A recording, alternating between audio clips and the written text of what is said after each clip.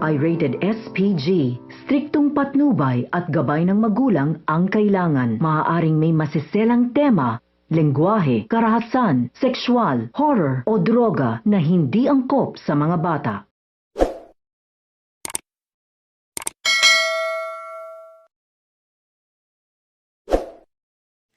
Si Jenny nga ang nagwagi sa P-pop girl group.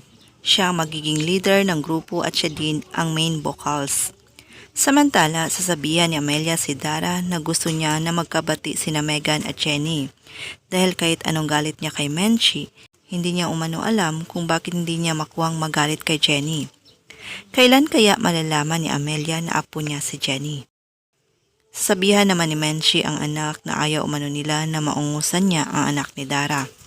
Huwag umano siya papayag, talunin niya umano ito. Hindi naman natuwa si Megan na tinalo siya ni Jenny, kaya sinabihan niya si Jenny na pabida-bida ito. Samantala, magsisimula na nga ang bagong P-pop girl group ng kanilang pagsasanay. Subalit ayaw makisama si Megan. Kinausap siya ni Jenny at sinabihan na kailangan nilang magkaisa at gawin ito as a group. Pero tumanggi si Megan at gustong umalis. Sinubukan siyang pigilan ni Jenny subalit nagalit si Megan at sinabunutan ito. Kaya aksidenteng matutulak ni Jenny si Megan at makikita nga ito ni Amelia. At tinanong si Jenny kung ano-umano ang ginawa niya sa kanyang apo.